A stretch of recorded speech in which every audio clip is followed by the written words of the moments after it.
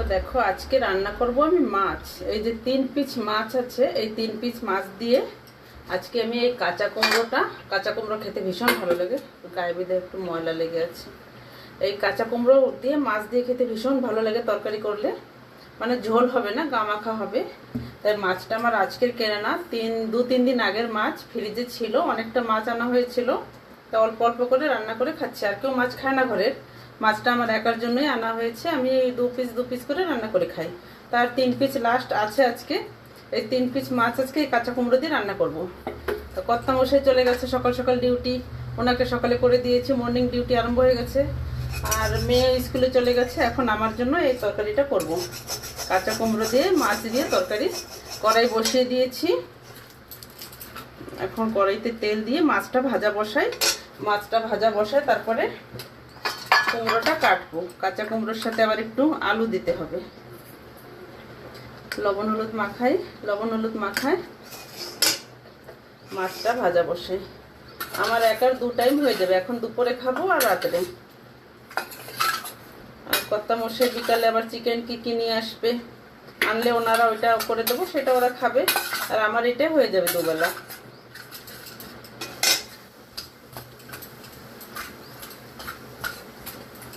কাঁচা কুমড়োটা ভালো লাগে মাছ দিয়ে রান্না করে খাই।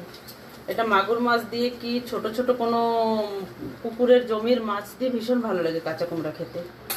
তার মাছটা আমি ভাজা বসাই, তেল গরম হয়ে গেছে।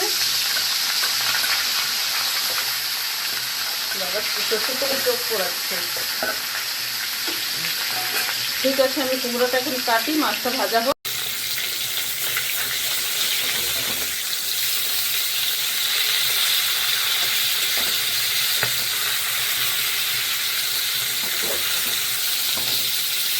এখন আমি কুমড়োটা কেটে নেব, এতটা লাগবে না, আধা কুমড়া কাটবো।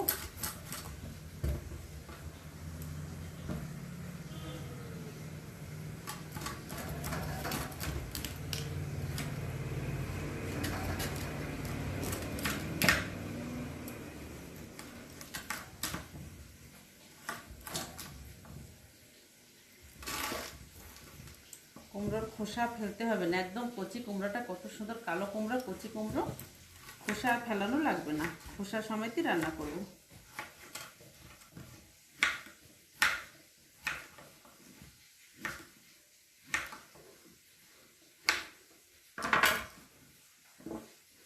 এই দেখো এরকম করে কেটে নিয়েছি। মাছ দিয়ে হবে তো একটু বড় বড় সাইজ থাকলে ভালো লাগবে।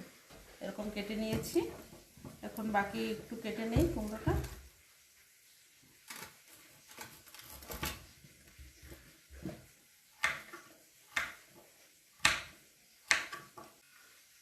আলু কুমড়ো সব কেটে নিয়েছি, এখন যাই রান্না বসাই। মাছ তো ভাজা হচ্ছে, এখন তরকারিটা বসাবো। ঠিক আছে তাহলে।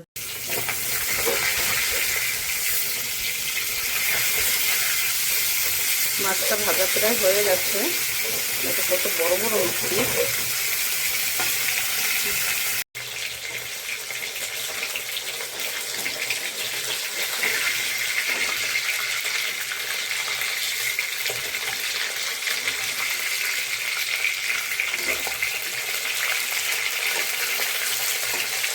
মাছটা ভাজা হয়ে গেছে, এখন তুলে রাখবো। ফোড়নে দেব জিরে, শুকনো লঙ্কা আর কয়েকটা সর্ষে।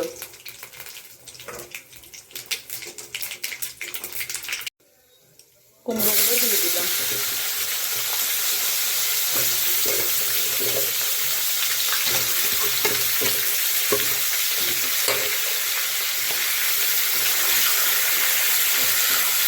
হলুদ,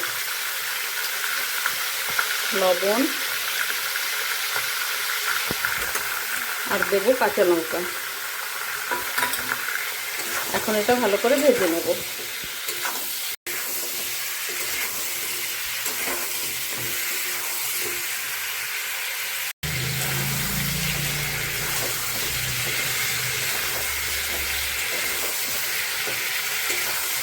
ভালো করে নেড়ে চেড়ে দেই। এখন দিয়ে দেবো একটু ধনে জিরের গুঁড়ো।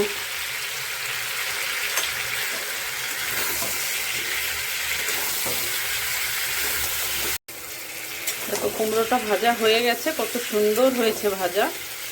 ভাজাতেই খাওয়া হয়ে যায়, এত সুন্দর ভাজা হয়ে গেছে। এখন এর ভিতরে দিয়ে দেবো জল।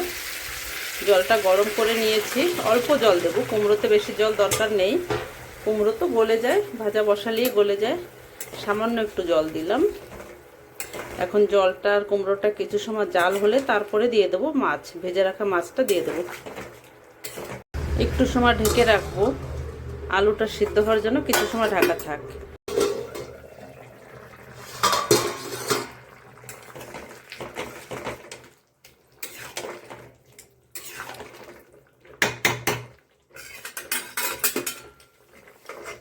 কুমড়ো আলু ভালো সিদ্ধ হয়ে গেছে, এখন দিয়ে দেবো মাছ।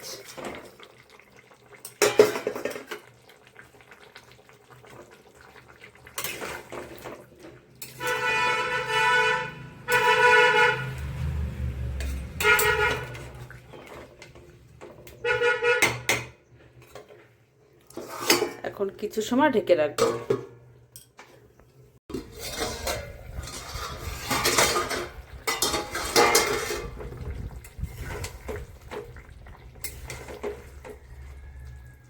তরকারিটা প্রায় হয়ে গেছে, এখন ধনিয়া পাতা দিয়ে নামিয়ে রাখবো। দেখো কত সুন্দর হয়েছে, তোমরাও এইভাবে রান্না করে খেয়ে দেখো, ভালোই লাগবে। কাঁচা কুমড়ো দিয়ে মাছ দিয়ে ভীষণ ভালো লাগে খেতে। আর আমার ভিডিওটা ভালো লাগলে একটা লাইক কমেন্ট করে দিও। একটু চিনি দিয়ে দিয়েছি, একটু চিনি দিলে ভালো মিষ্টি মিষ্টি লাগে, কুমড়োতে ভালো লাগে খেতে।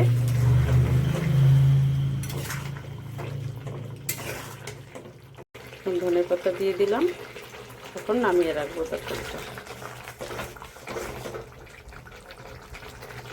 দেখো কত সুন্দর হয়েছে। আজকের মতন এখানে রাখি, সবাই ভালো থেকো, সুস্থ থেকো।